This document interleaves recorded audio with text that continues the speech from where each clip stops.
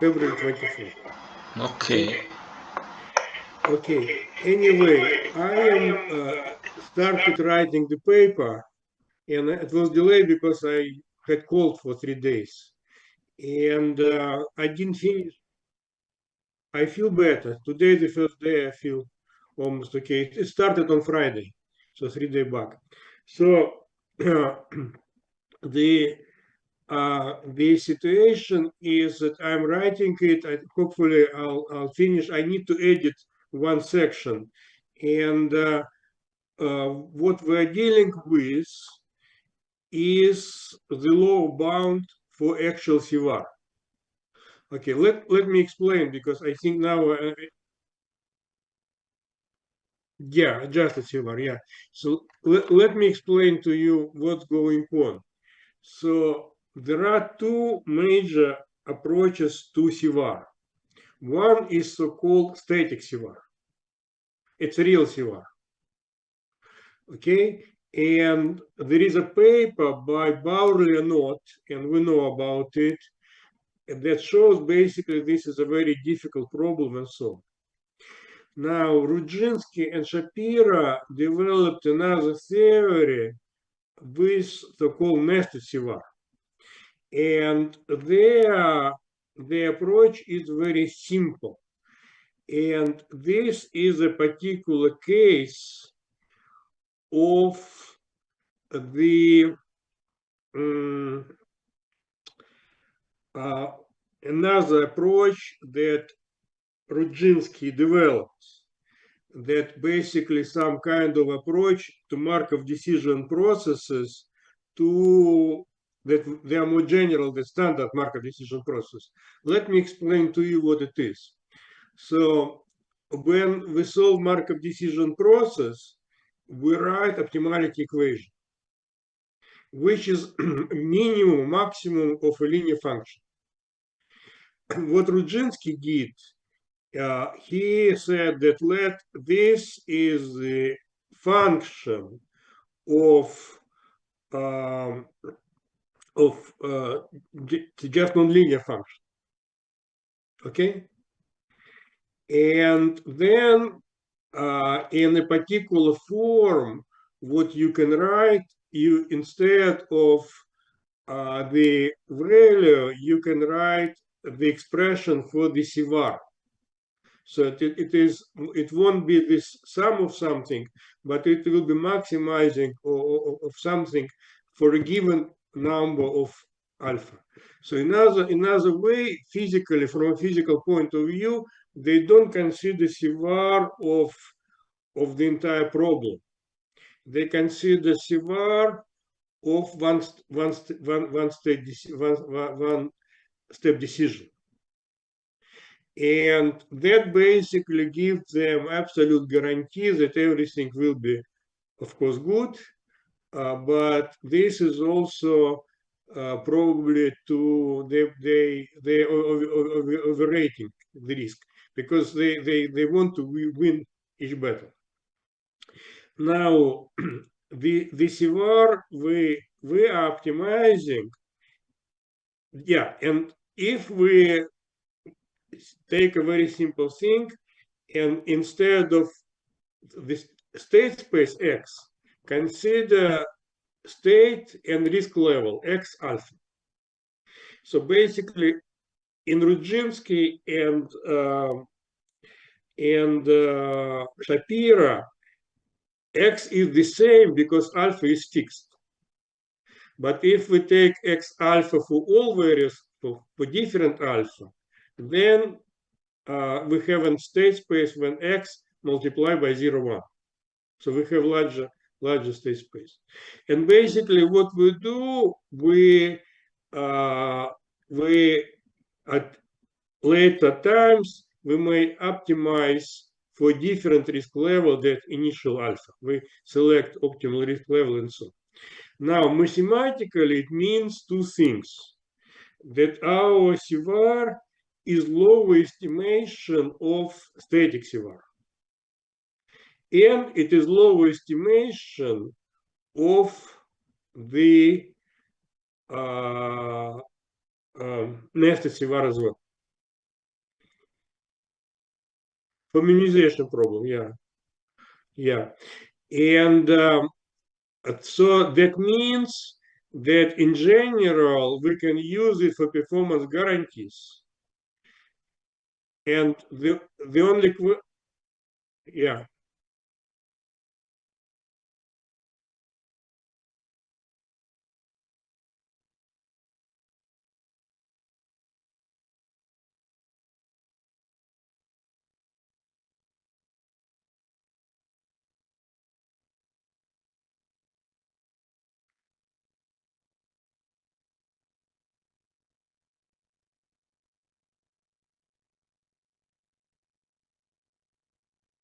More or less, yeah, exactly.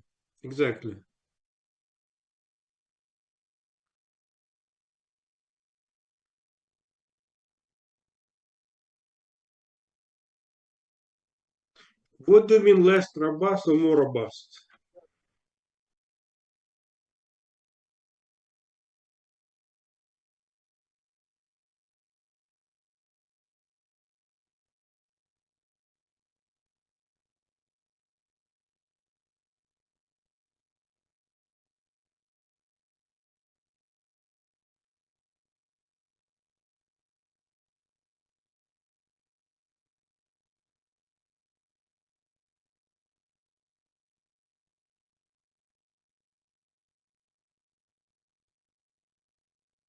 Yeah, in other words, if we made more money that expected, so basically if we are doing well, we can do more risky decisions. If we have tight budget, we cannot do. We should do. We cannot take. We should take less risk. Yeah. Yeah, and obviously, since it's a since it's a minimization in X and alpha, then it is smaller than nested CVaR.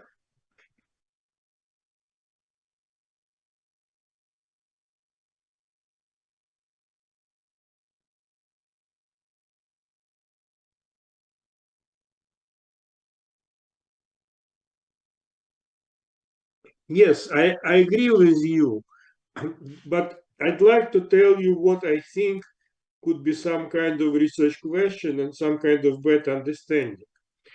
So, on the top of it, and I need to talk to Shapiro about it. I spoke to him yesterday, but we didn't talk about research. So what Shapiro is saying, and usually what Shapiro is saying, it is true.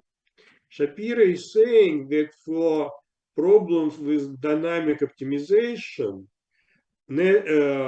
static CVaR is not very natural because when we are uh, when we make decisions in certain states, it will influence and will be influenced what would be going to other states which actually we didn't visit or won't visit at all.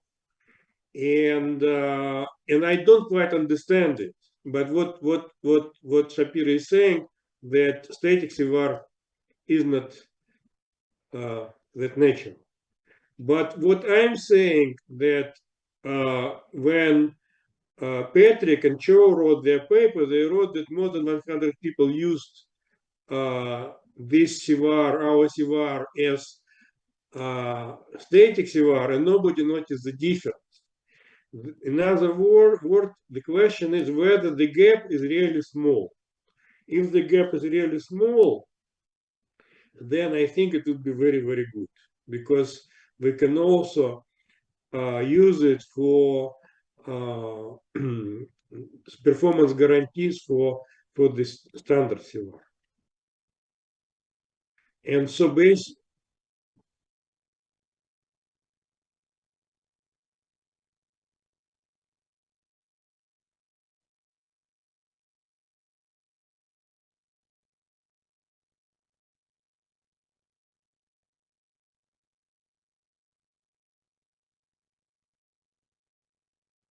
Pavlo, which example do you mean?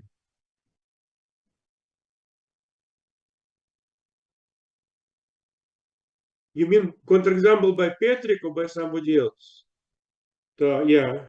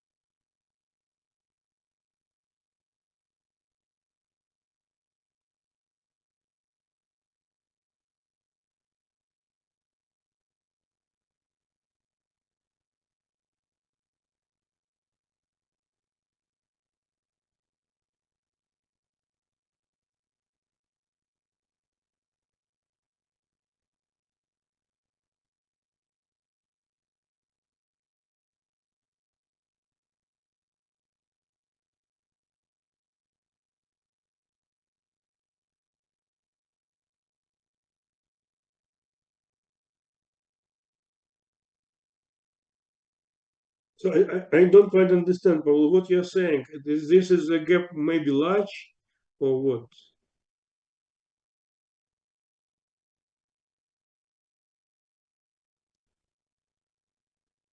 It's of course because it's an example.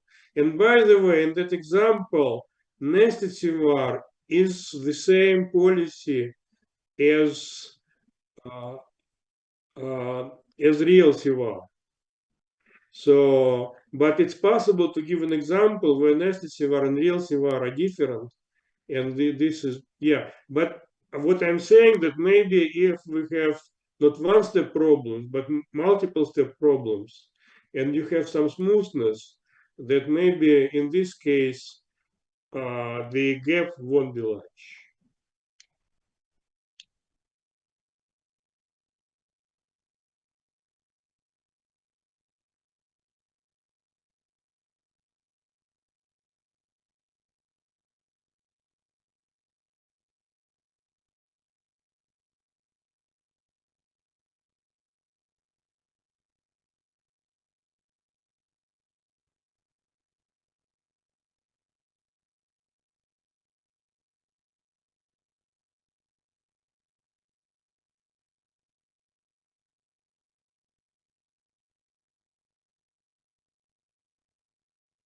No, I agree with you that gap may be large. The question is that from a practical point of view, whether, for example, we uh, Thomas, what you can do, you can take what Thomas have done already. He took the example that Rui produced for clearing problem, and Thomas repeated calculation and received had the same numbers as Rui, which is probably the proof that we have the right program right now. The question is, maybe you can try to find for that example the optimization of static CVaR and also nested CVaR. Nested CVaR is very simple and compare. But for static CVaR, you probably have to apply the result by Bowley and Knox.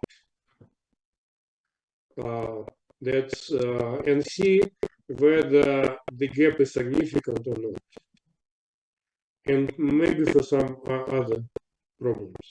So I agree that since it's not optimal, there is a gap. But it is the same thing with this Rogers stuff. That in Rogers' case, it's also there is a gap for stopping optimal stopping problem, but it's broadly used to uh, to compute optimal policies through performance guarantees. Not optimal policy, but good policies. Like in the optimal stopping stuff, is it also the case that you can make the gaps arbitrarily large? I think so. I don't know, but I think so. Why not? In optimal stopping, they exchange expectation, I believe, and summation. So some kind of they do substitute one. But we can look at the paper by Rogers and other people. I forgot the name of this direction, but this is some kind of research direction that was popular some time ago. Yeah. I'm also wondering what kind of results they have in that setting with the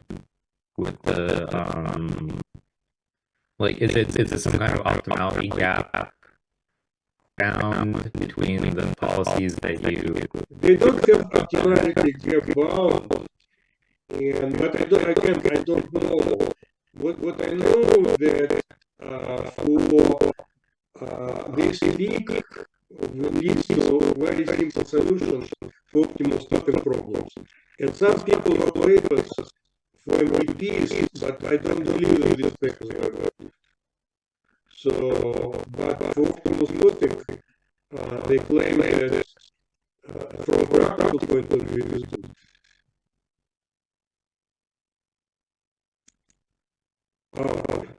This is one thing. Another thing that my talk went well in Philadelphia. The situation there was that most of the talks were very empirical. Basically, this makes me wow, this is after my theory really way.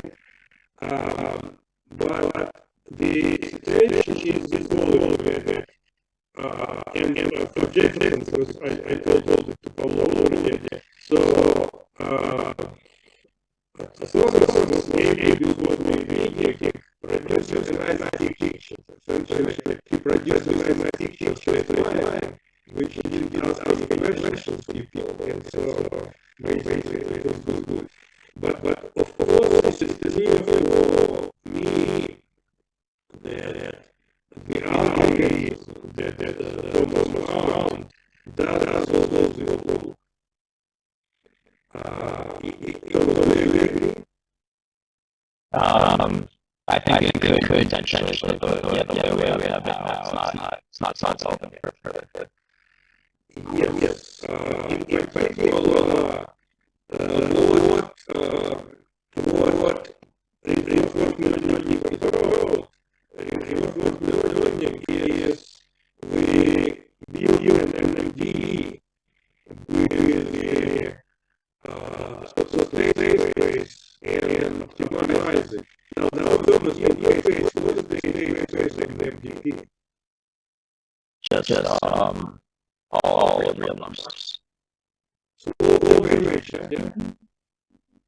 Well, there's the state and there's also the observation. The variation is the following. The state space is the current state, or it's a sequence of state.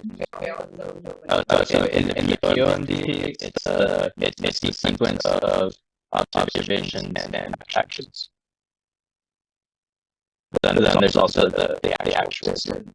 So The sequence of observations and actions.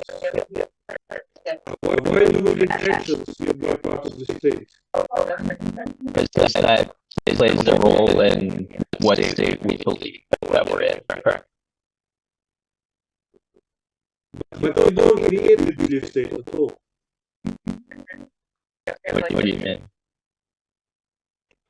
You, Like we don't calculate it? yeah. Right, but if you were going to calculate it, you would need to know the actions as well as the observations. Okay. And also, of course, but it doesn't change. You also have the initial distribution, the initial. Yeah, that's also part of it. Yeah, that's good. Yeah.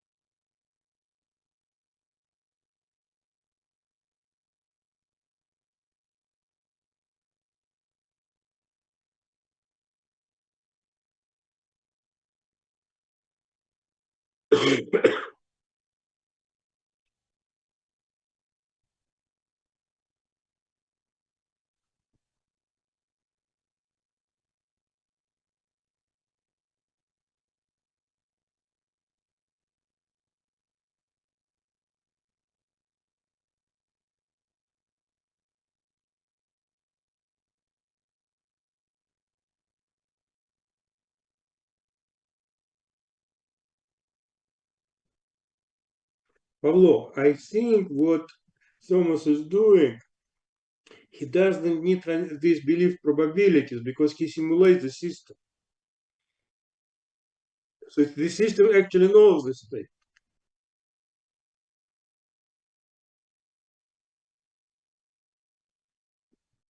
Why it's another problem?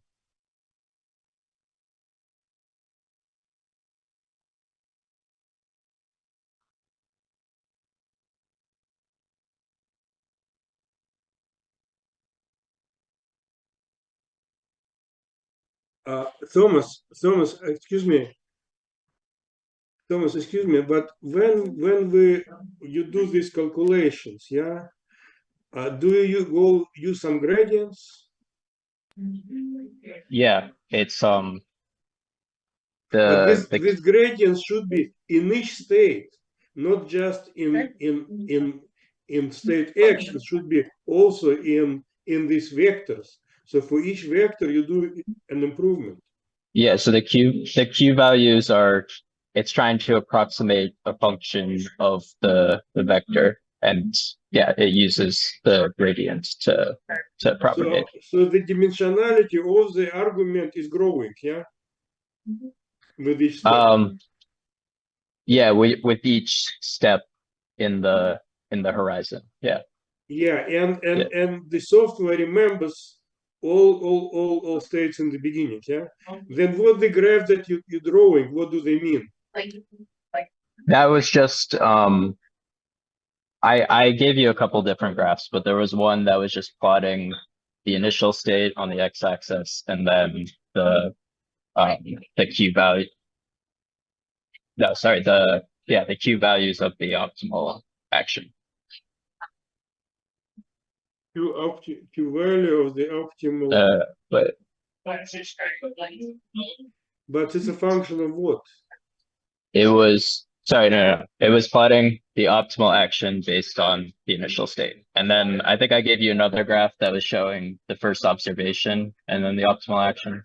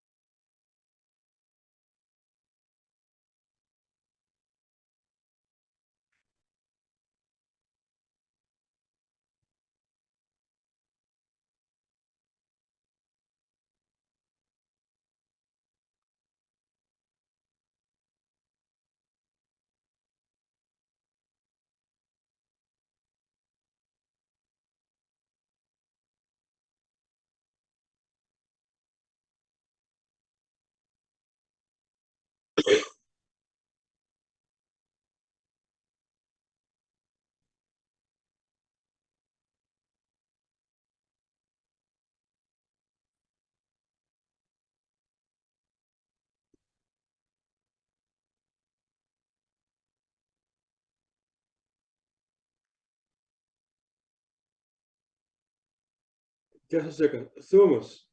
What is X again? You varied the initial state X, or it is a state after the first jump. I vary the initial state. I was varying it between like 0 and 5, and then it tracks the actual state at each point,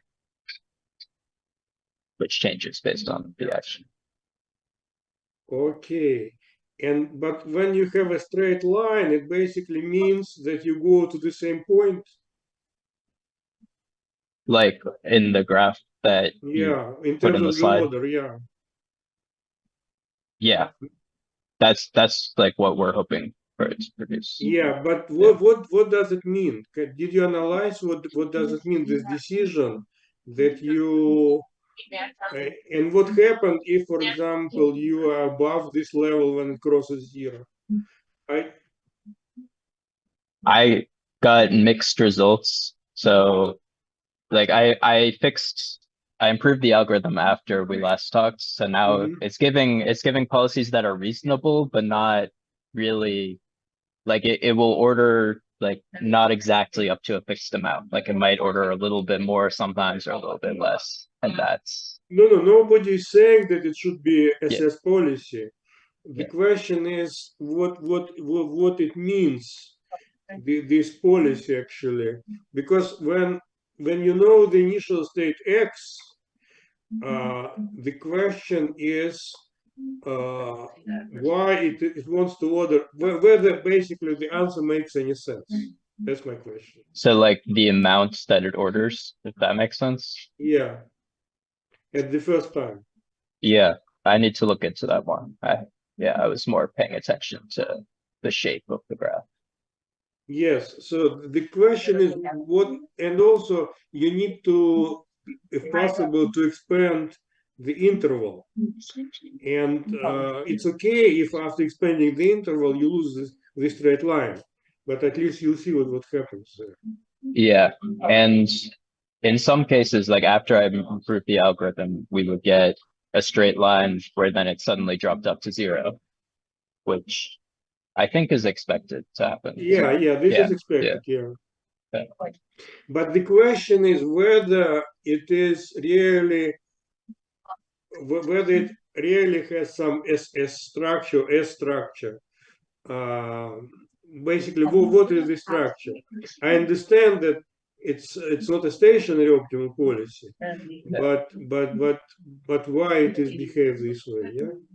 Yeah. So now the situation is the following: that the talk I gave was based on our paper with Pavlo and two of my students who graduated.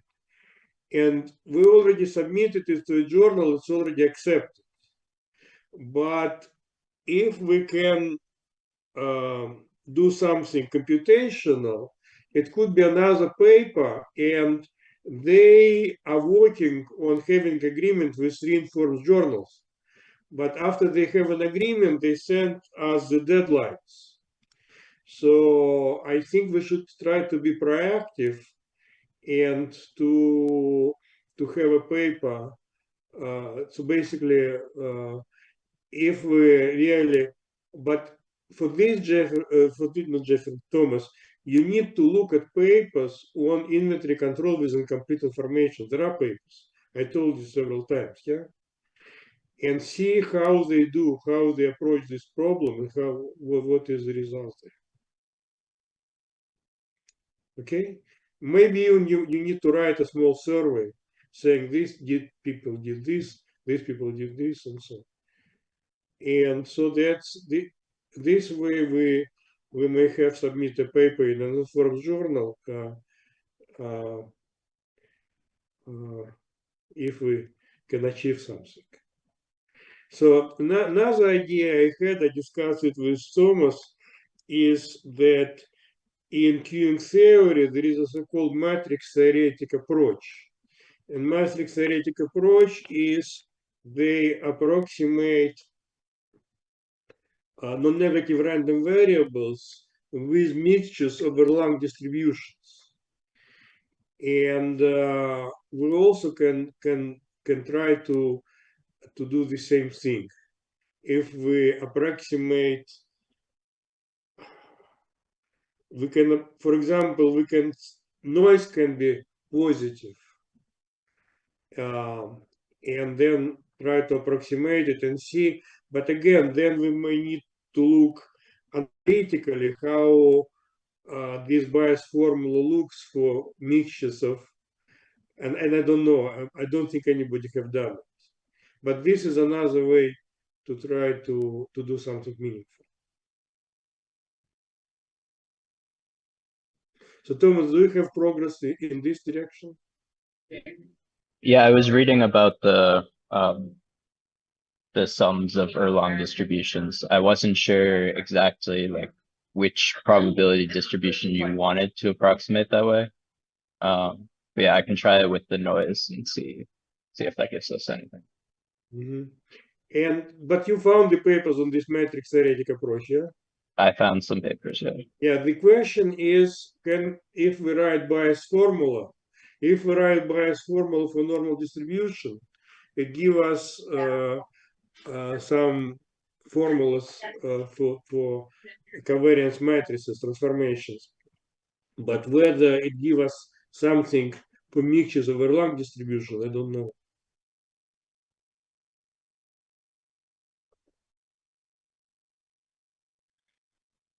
Yeah, and I frankly speaking, I don't know what to approximate.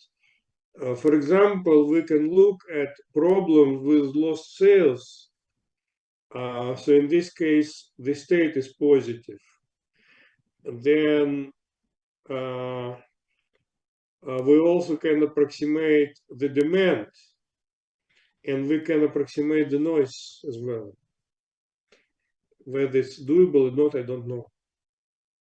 Yeah, I think with the state, it would be difficult because you don't actually know, it doesn't have a set distribution. But with the demands and the noise, I think it makes sense. Yeah, but the bias formula, it says that you have one state distribution and then prior state distribution, and you get posterior distribution. And I don't think that if you have prior state distribution as a mixture of Erlangs, then the posterior will be the mixture. But maybe we can write approximation formula for approximation, approximate. I simply don't know. I didn't try. It is the stuff that can be done only if you look at it and do some analysis. So what I'm saying is that in this problem, the transition probabilities are defined from one distribution to another distribution. And basically, if distributions or everything is defined by Erlang, then this is simply you have a vector and it's how to transform one vector to another vector. Especially if you consider the demand fixed, and then there is no randomness. And then when you consider the demand variable, it creates randomness in the demand, but I think you can use it to recalculate the coefficient of Erlang distribution. Okay? Okay, so I won't be here on Monday. I will go to Georgia Tech for 2 days. So we can meet either in 2 weeks or on Friday next week. What do you prefer?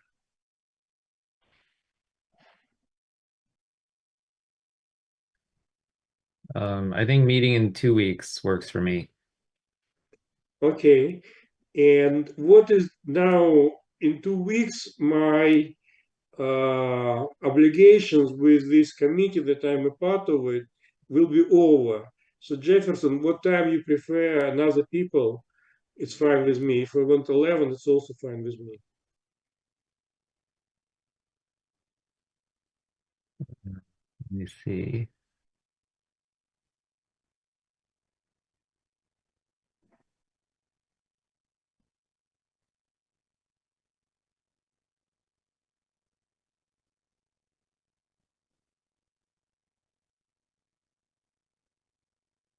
Was noon available for you? For me, it's fine. Yeah. Yeah, I think At I think noon, at 12. Yeah. Yeah. Okay. Any questions? Okay. No? Okay. Then see you in 2 weeks. All right. See you then. I'll send out the invite. Okay. Thank you. Bye bye. And I moved the date so there won't be delay next time. Okay. All right, thanks. Thanks. Yeah. Bye bye. Bye.